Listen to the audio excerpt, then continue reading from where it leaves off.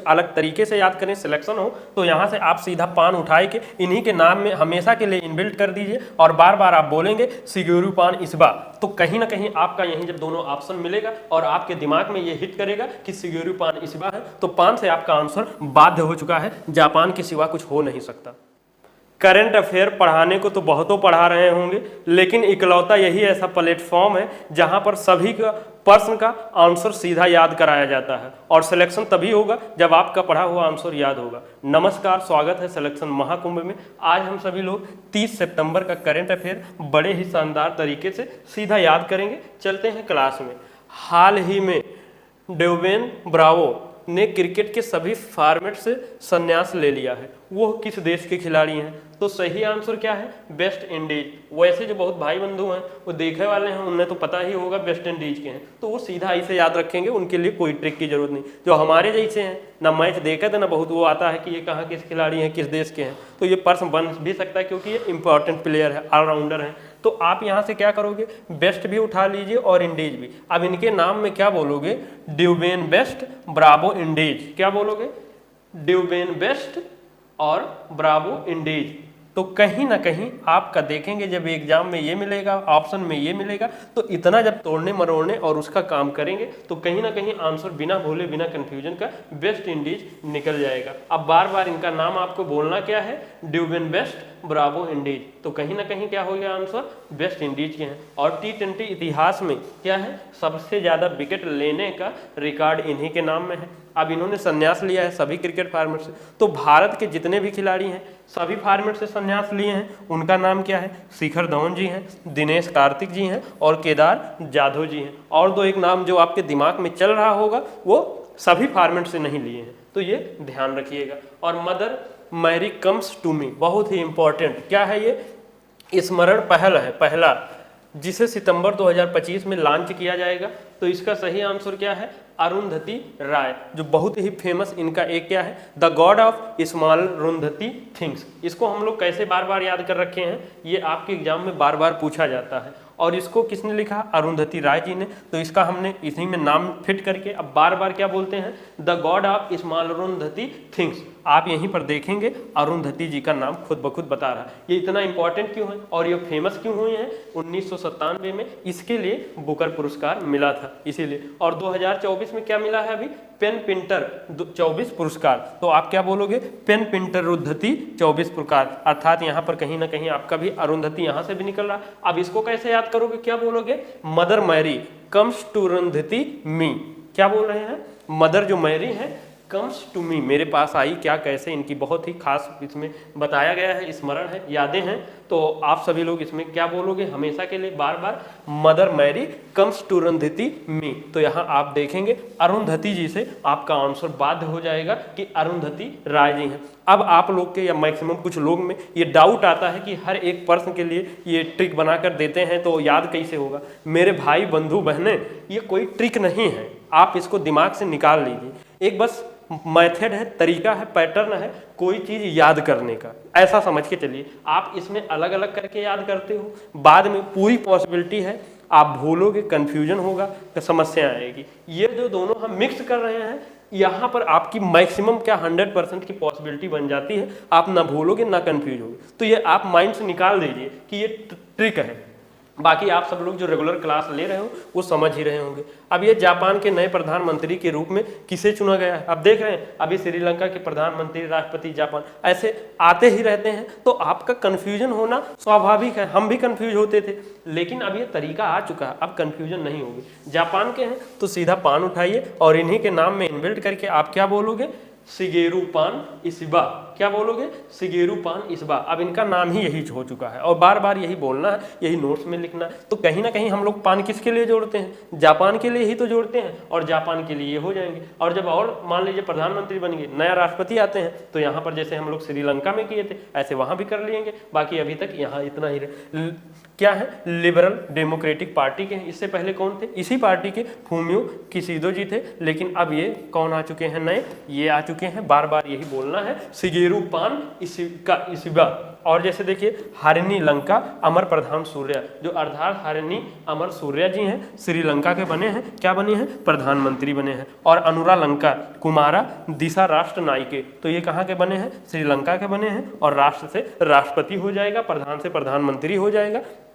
अब देखिए कुछ लोग का यहू कला आ जाएगा, नौटंकी करवा, हमें पता है कि ये लंबा है बड़ा है ना कर, देखो ऐसा कुछ नहीं, बस आपका एक भ्रम है। मान लीजिए इतना बड़ा बहुत सा लंबा नामे रहता है तो, और ऐसा कुछ नहीं, आप बस इसको आया जा कैसे ट्रीट करेंगे वो आपके ऊपर डिपेंड है। बस वही मान लो तो हार है और ठान लो तो जीत है, बस वही सब चीज़ें हैं। और ग्लोबल इनोवेशन इंडेक्स 2024 में भारत ने निम्नलिखित में कौन सी रैंक हासिल की है, तो सही आंसर क्या है 39। अब सभी में ट्रिक के लिए कुछ लोग बता रहे हैं कि क्या मतलब ज़्यादा हो जा रहा, तो ठीक है, जो वैसा है अभी ट्रिक नहीं लेते हैं। यदि आप लोग को चाहिए ही पहले की ही तरह तो कमेंट में एक बार बताइए कि आप उसको कंटिन्यू हम रखते हैं। अब इसको 39 आप अपने हिसाब से याद कर लीजिएगा। अब इनोवेशन मतलब क्या होता है, नवाचार होता है। ग्लोबल मतलब वैश्विक होता है, इंडेक्स मतलब सूचकांक, ठीक है, मतलब ये हो गया वैश्विक नवाचार सूचकांक। और नवाचार मतलब कुछ नया करने की, क्रिएटिविटी करने की हो, उसी को रैंक में कि मतलब कौन सबसे ज़्यादा एक्टिव है, तो सबसे नंबर 1 वाला कौन सा है विश्व में,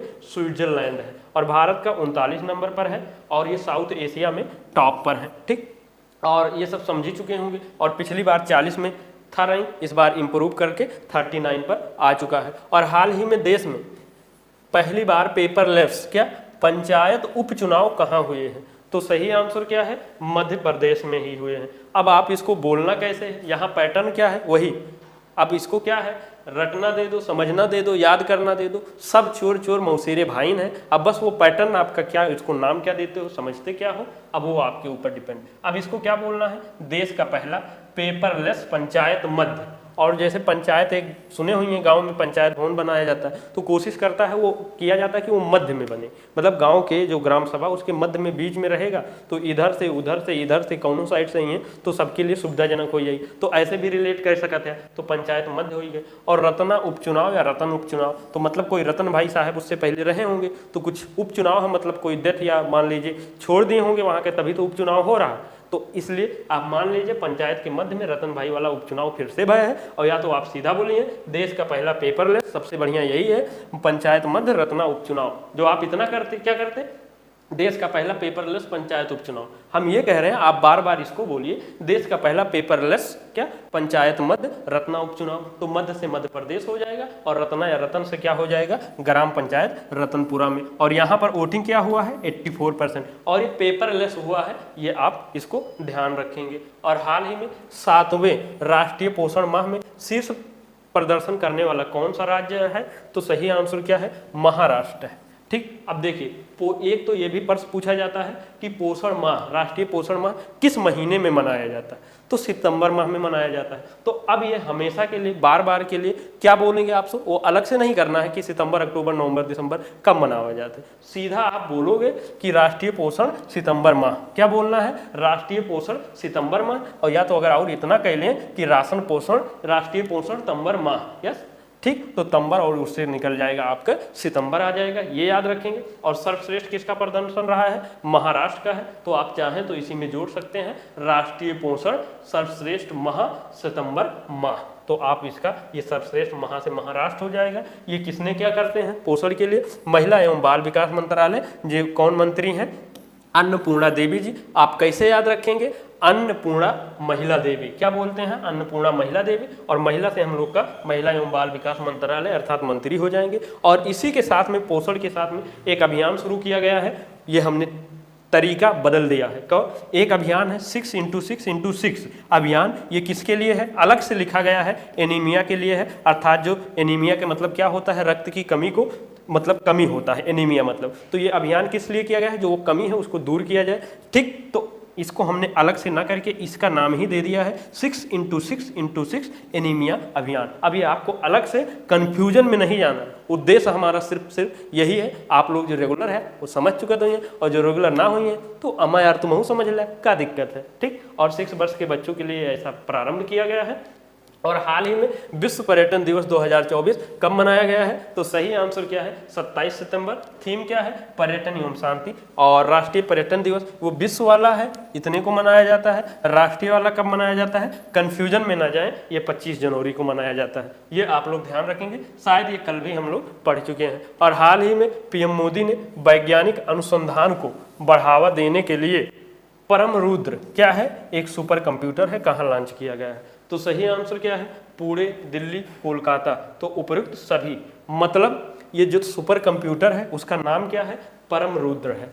ये मोदी जी ने क्या किया है? लॉन्च किया है। और किसके लिए? वैज्ञानिक अनुसंधान के लिए। ये आप लोग इतना समझ चुके होंगे। और इसका बजट कितना है? 130 करोड़ है। आपको क्या बोलना है? सुपर कंप्यूटर परम रुद्र। अब ये 3 जगह, क्या? एक पुणे में, एक दिल्ली में, एक कोलकाता में, ठीक, उपयुक्त सभी। और निर्माण किसने किया है? सीडैक की जो संस्था है पुणे की, इसने किया है। और अभी इसको याद करवाते हैं। और ये भारत का पहला जो सुपर कंप्यूटर है, ये भी एग्जाम में पूछा जाता है। इसका नाम क्या है? परम 8000 है। अब देखिए, इसको आप चाहें तो बार बार 3 बार इसको याद रख सकते हैं।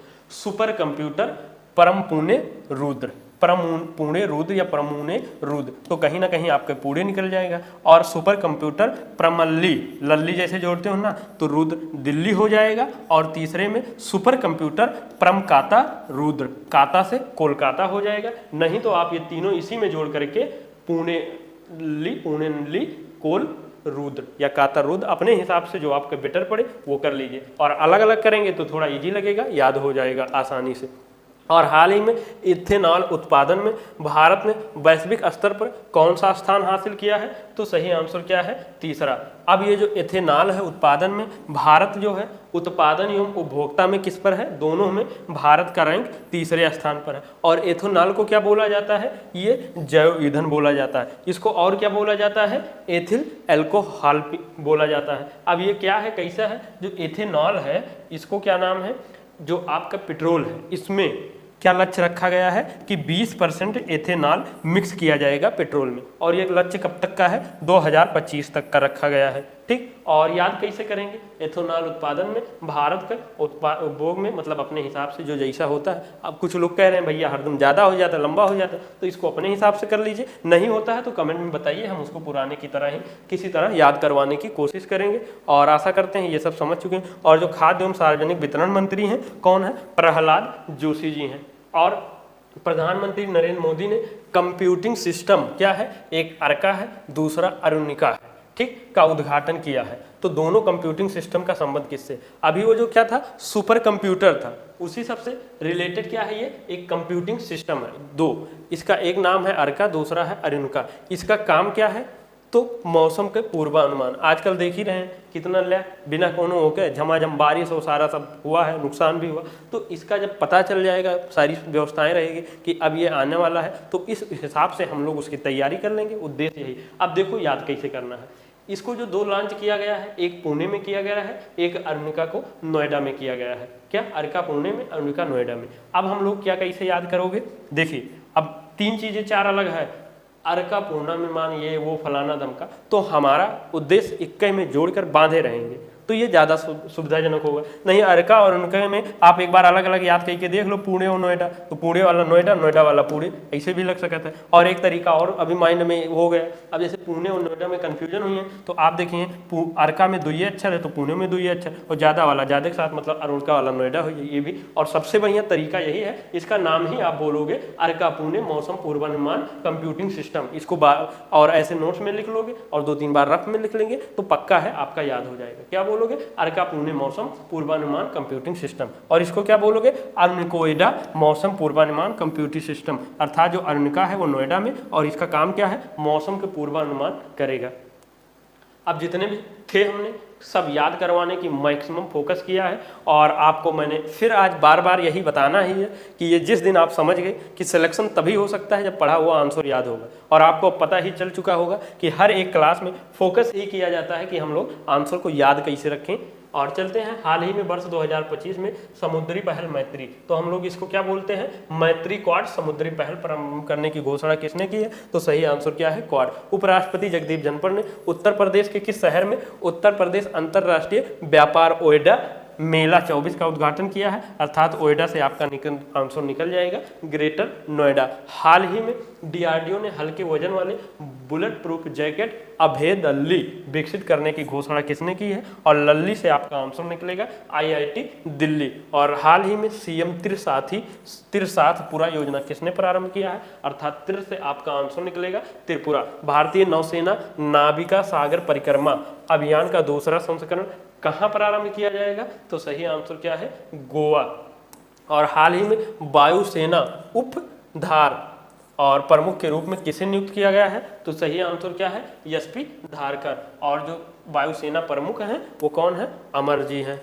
और हाल ही में भारत सरकार ने बीबीएनजे समुद्री जैव विविधता की रक्षा समझौता पर हस्ताक्षर किसने किया है, तो आपका ऑलरेडी आंसर समुद्री जैव विविधता की रक्षा हो चुका है। हाल ही में समलैंगिक जोड़ी को शादी की अनुमति देने वाला थर्ड थाई एशियाई देश, अर्थात थाई से आंसर निकलेगा थाईलैंड। और विश्व पर्यटन दिवस 2024 का थीम कब है, तो पर्यटन एवं शांति है। सितंबर 2024 में ग्लोबल रेटिंग एजेंसी मूडीज ने 2024 के लिए भारत की जीडीपी ग्रोथ रेट 6.8 से बढ़ाकर कितना कर दिया गया है, तो सही आंसर क्या है, 71। अब हमने सब करा दिया अपने तरफ से, अब आपके ऊपर डिपेंड है आप सिलेक्शन लेना चाहते हो कि नहीं। अब चाहते हैं तो करंट अफेयर भी, जीएस भी सभी करेंगे, और इस प्रकार से पढ़ेंगे कि कोई एक बार इस बार पढ़ा जाए कि दोबारा उसको बार बार ना पढ़ना पड़े, सिर्फ और सिर्फ पढ़ना पड़े तो रिवीजन के उद्देश्य से। और जो पहली बार क्लास में अब आ गए हो तो आप चाहते हो लाइफ में कुछ अलग करें, बड़ा करें और लोगों से हटकर करें, तो ये सब्सक्राइब कर लीजिए, बेल आइकन हिट कर लीजिए। और आप सभी उत्साहवर्धन के लिए लाइक शेयर कमेंट करिए क्या कैसा क्लास चाहिए। और उसके बाद जो लोग टेलीग्राम चैनल से नहीं जुड़े हैं जुड़ जाइए, फेसबुक से भी जुड़ सकते हैं, इंस्टाग्राम पर सारे सब यहीं पर यहाँ पर आपके पीडीएफ कोई लिंक मिलते हैं। इन्हीं सब शब्दों के साथ में सिलेक्शन महाकुंभ परिवार से जुड़ने के लिए बहुत बहुत धन्यवाद। जय हिंद, जय भारत।